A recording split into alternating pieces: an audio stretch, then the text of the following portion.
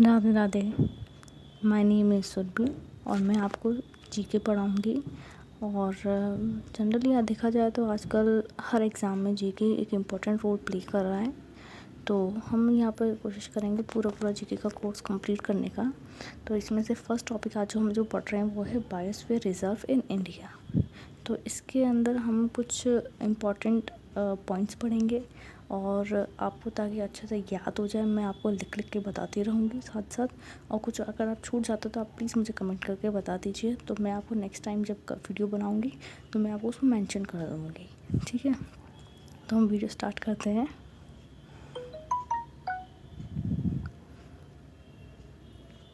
So today's topic is Biosphere Reserve in India।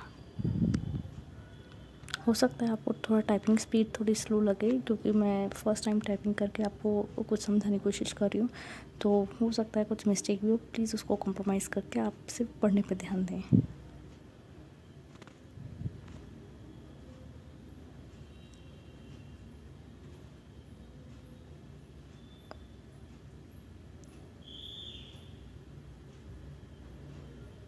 तो यहाँ पर हम पहले कुछ पॉइंट्स बना लेते हैं ताकि आपको इजीली लर्न हो जाए। तो हम यहाँ पर मेंशन करते जाएंगे पॉइंट्स के साथ में। ठीक है, तो जैसा कि हम लिख रहे हैं इसमें 120+ कंट्रीज़ के अंदर अपने अप्रॉक्स 686 बायोस्फीयर रिजर्व्स हमारे पास हैं। और हो सकता है आगे के टाइम पे ये बढ़ भी जाएं क्योंकि वैसे जिस हालत में अभी हमारी कंट्रीज़ चल रही हैं, पॉल्यूशन इतना लेवल बढ़ रहा है, ये मुश्किल ही है। पर हम लोग पॉसिबल कर सकते हैं इस चीज़ को। हमें इसके लिए अवेयर रहना पड़ेगा और साथ साथ हमें अपने पॉल्यूशन कंट्रोल करना पड़ेगा। तो हम चाहते हैं कि थोड़ा बहुत हम क्या एक्चुअली हम सबको ये काम करना चाहिए कि हमें अपना कंट्रोल करना चाहिए हमारे पॉल्यूशन लेवल पे। ठीक है, तो हम आगे कुछ पॉइंट्स लिखते हैं इसके अंदर।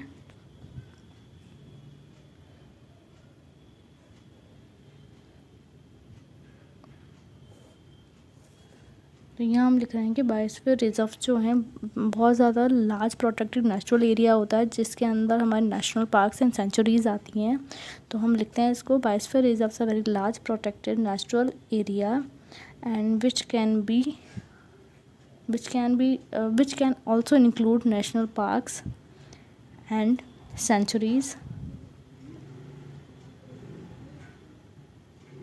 प्लीज़ स्पेलिंग्स पे ध्यान ना दें, आप मैं जो बोल रही हूँ उस पे ध्यान दें और ध्यान से सुनें क्योंकि कई चीज़ें मैं लिखूँगी भी नहीं और आपको फिर उसको नोट डाउन करना पड़ेगा। ठीक है, along with the flora and fauna, human communities, cultivations और ट्राइबल लिविंग देयर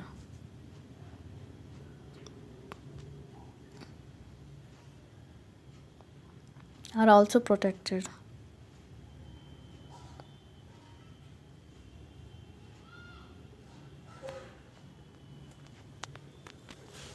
नेक्स्ट हम ये चीज़ देखेंगे, हम एक एग्जांपल नहीं, एक्चुअली हम एक डायग्राम के तौर पे समझते हैं कि हमारा जो बायोस्फीयर रिजर्व होता है वो किस तरीके से होता है। ठीक है, तो जिसके अंदर हमने कई बार देखा होगा, हम सेंचुरीज़ में घूमने जाते हैं और नेशनल पार्क्स में घूमने जाते हैं, तो एक तो उसमें जोन होता है जहाँ तक हमें घुमाया जाता है गाड़ी में, पर एक प्रोटेक्टेड गार्ड्स के साथ में हमें अकेले नहीं जाने दिया जाता है। और एक रीज़न के बाद में एक ऐसा कोर सेंट्रल रीज़न आता है जहाँ पर हमें जाने से मना कर दिया जाता है कि इस एरिया में जाना आपका अलाउड नहीं है क्योंकि वहाँ पर शेर भी होते हैं और शेर के साथ में सब एंडेमिक जो अपने प्लांट्स एनिमल्स होते हैं जो कि घूम चुके हैं काफ़ी या फिर रेयरली जो बचे हैं वो वहाँ पर होते हैं। तो वहाँ पर वो मोस्ट प्रोटेक्टेड एरिया होता है, वहाँ पर अलाउड नहीं होता है आपका जाना। और वैसे भी आप जिस जोन में हम घूमते हैं उसको बोलते हैं बफर जोन। तो यहाँ पर हम लोग इस डायग्राम के तहत हम ये समझते हैं कि किस एरिया को कोर जोन बोलते हैं, किसका बफर जोन बोलते हैं, किस एरिया को ट्रांजिशन जोन बोलते हैं। ठीक है, तो इसके अंदर हम जैसे लिख रहे हैं कि आउटर वाली जो सर्कल है उस एरिया को हम यहाँ पर ट्रांजिशन एरिया बोलते हैं और उसके इनर वाला जो होता है उसको हम बफर जोन बोलते हैं।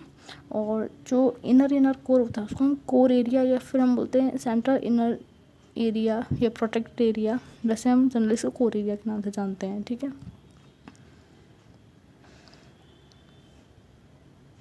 तो यहाँ पर हम फर्स्ट पॉइंट कोर एरिया के बारे में कुछ पॉइंट समझते हैं।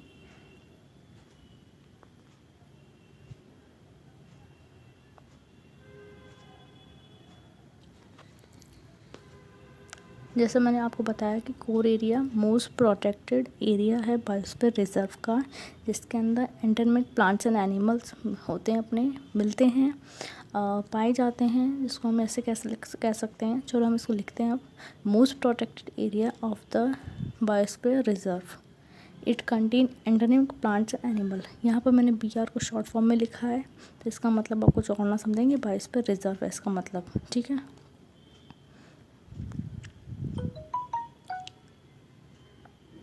It may contained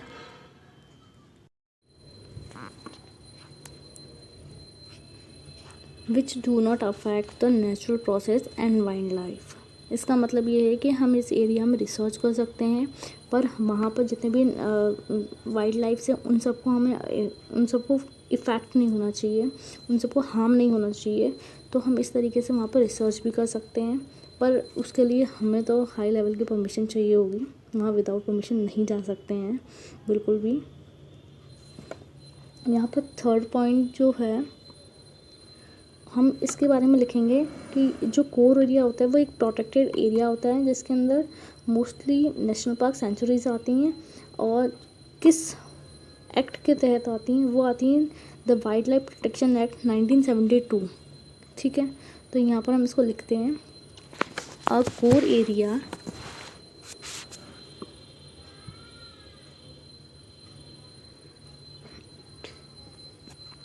is a protected area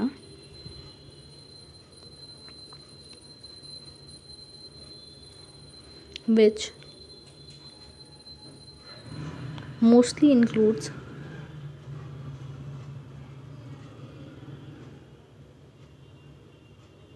national parks। आप टेंशन ना लें, मैं आपको कंप्लीट कराने के बाद एक बार फिर से पूरा शो कर दूँगी PDF। नेशनल पार्क्स और centuries,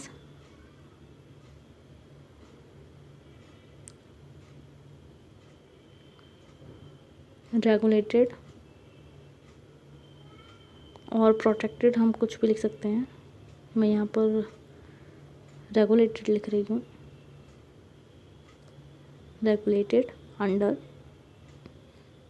the wild life protection act 1972।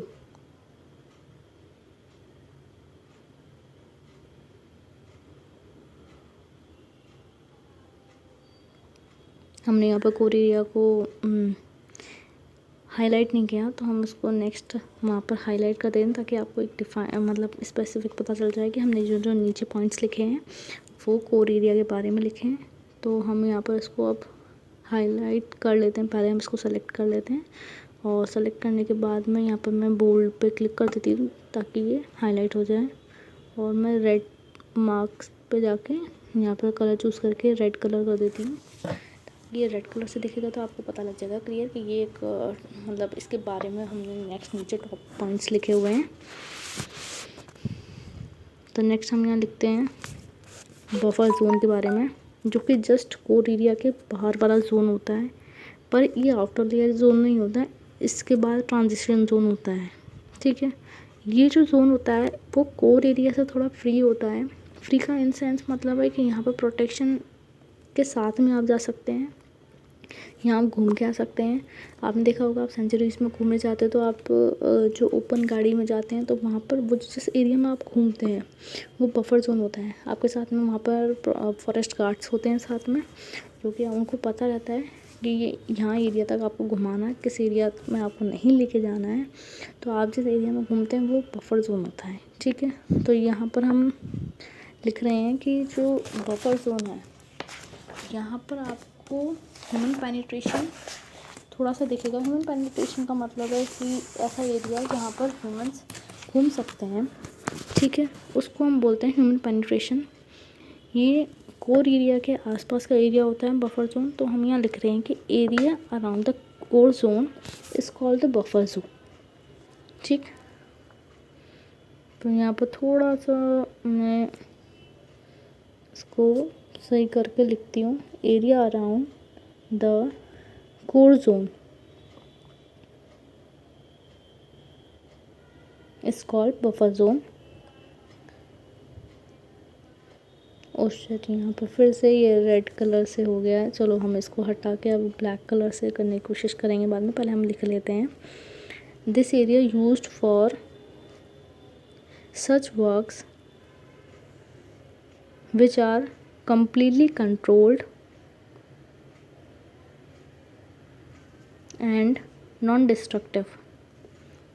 जैसा मैंने आपको पहले बताया था कि इस एरिया में आप जो भी काम करते हैं वो कंट्रोल्ड वे में कर सकते हैं। जैसे कि आपने एक्ट सुने हैं काफ़ी सारे कि कई एक्ट्स में हम लकड़ी काटने के लिए हमें एरिया में मना किया जाता है कि आप ये फॉरेस्ट एरिया में लकड़ी नहीं काट सकते। कुछ एरिया ऐसा फ्री रख दिया जाता है जहाँ पर आप अपनी गाय भैंस वगैरह चरा सकते हैं और आप वहाँ पर अपने मवेशियों को घुमा सकते हैं। पर कई एरियाज होते हैं जहाँ पर आप लकड़ियाँ वगैरह नहीं काट सकते, तो वो एक प्रोटेक्टेड एरिया होता है। ठीक है, तो वैसे ही सिमिलर ये बफर जोन जो है एक परमिशन लेके आप जा सकते हैं, एक ऐसा एरिया है इन सिंपल लैंग्वेज कहा जाए तो।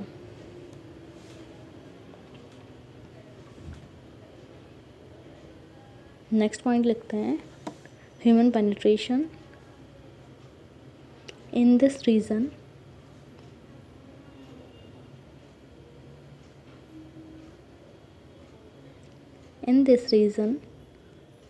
is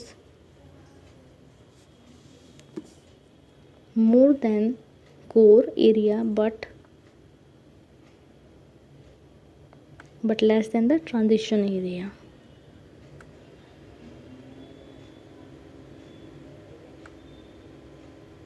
मैं आपको पहले भी कह चुकी हूँ, आप साथ साथ नोट करते चलें ताकि आपको बाद में इकट्ठा एक साथ में नोट नहीं करना पड़ेगा, या फिर आप साथ में स्क्रीनशॉट लेते चलें और बाद में आप आराम से इसको नोट डाउन कर लें। ये आपके एग्ज़ाम्स वगैरह में रिटन एग्ज़ाम्स होते हैं कई आपके, तो उसमें भी हेल्पफुल करेगा आपको। और ईजीएस्ट वे में याद करने मैंने पूरी कोशिश करी मैं आपको ईजीएस्ट वे में समझा सकूं। और आपको और भी कोई मुझसे अगर कुछ पढ़ना है, आपको किसी चीज़ के नोट्स चाहिए तो आप प्लीज़ मुझे कमेंट करके बताएं, और ताकि मैं नेक्स्ट टाइम जब वीडियोस बनाऊंगी तो मैं आपके उन टॉपिक्स को ध्यान रखते हुए बनाऊंगी। तो यहाँ पर हम लिख रहे हैं, research and educational activities are encouraged. तो यहाँ पर हमारा ये बफर जोन का पॉइंट ख़त्म होता है। नेक्स्ट जो हम लिखेंगे वो है ट्रांजिशनल जोन। ये सबसे आउटर लेयर जोन होता है किसी भी बायोस्फीयर रिजर्व, नेचुरल एरिया का, या फिर हम बोल सकते हैं सेंचुरीज़ का, या हम बोल सकते हैं इस नेशनल पार्क्स का। ये ट्रांजिशन जोन सबसे आउटर लेयर जोन होता है जहाँ पर ह्यूमन पेनिट्रेशन सबसे ज़्यादा होता है। और आपने देखा होगा जंगल का वो एरिया जहाँ पर अक्सर जो हमारे गांव में देखा जाए तो भेड़ बकरी वगैरह चराने वाले जो लोग होते हैं, जहाँ पर किसी को किसी चीज़ की परमिशन की ज़रूरत नहीं पड़ती, वो ट्रांजिशन जोन्स ही होते हैं अक्सर। तो यहाँ पर ट्रांजिशन जोन के बारे में हम यहाँ लिखते हैं कुछ points. It is the outer most part of the biosphere reserve.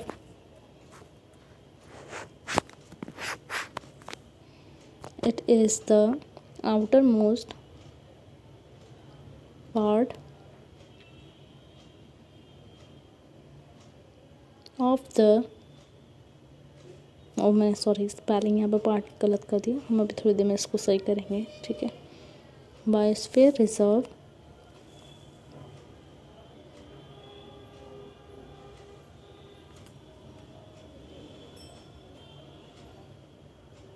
चलो पहले कर ही देते हैं वरना हम भूल जाएंगे, आगे भी गलत लिखते चले जाएंगे। इट इज़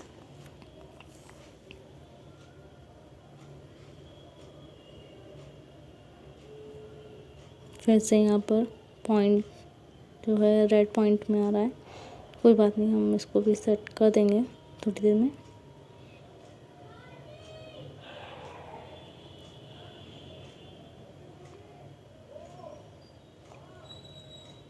मैं आपको पहले भी कह चुकी हूँ, अगर आपको थोड़ा स्पीड हमारी स्लो लग रही है तो आप स्पीड थोड़ा तेज़ करके अपना टाइम वेस्ट ना करते हुए आप स्पीड तेज़ करके डायरेक्ट देख सकते हैं। ठीक है, It is an area of cooperation and it is an area of cooperation and enterprises and conservation are done in harmony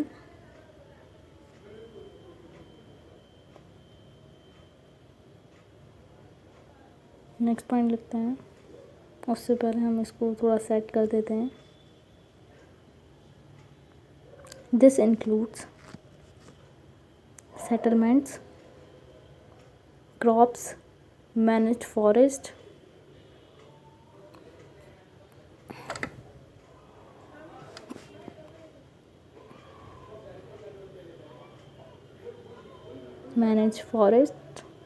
and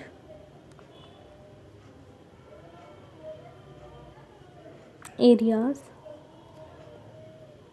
for recreation and other economic uses.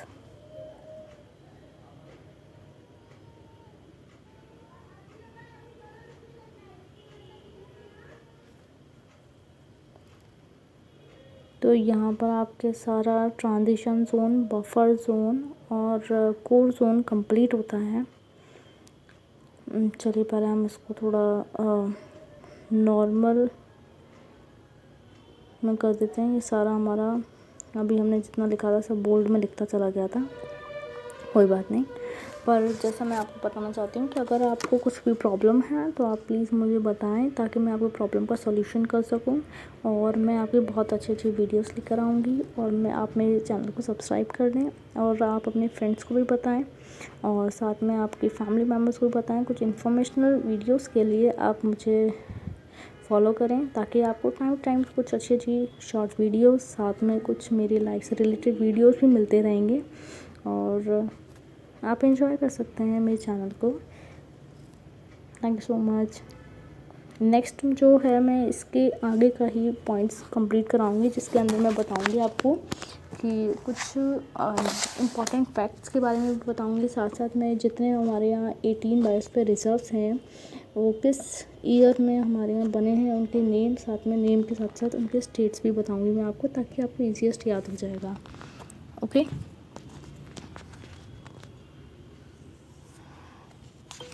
जैसे आपने सुना ही होगा हमारे फर्स्ट जो बायोस्फीयर रिजर्व है 1986 में बना था, जो कि नीलगिरी बायोस्फीयर रिजर्व है, जो कि तमिलनाडु, केरला, कर्नाटका तीनों में ही फैला हुआ है। तो कुछ ऐसी इंफॉर्मेशंस मैं आपको दूंगी, आपको पूरे 18 आपके बायोस्फीयर रिजर्व बताऊंगी। और अक्सर जो एग्ज़ाम्स में देखे गए हैं कुछ इंपॉर्टेंट चीज़ें हैं जो मैं भी आपको बताऊंगी, आप उनको नोट डाउन कर लेगा कि कौन कौन से अक्सर एग्ज़ाम में पूछे जा रहे हैं और कौन से हाल ही के एग्ज़ाम्स में पूछे गए हैं, वो सब चीज़ें मैं आपको बताऊंगी। ओके।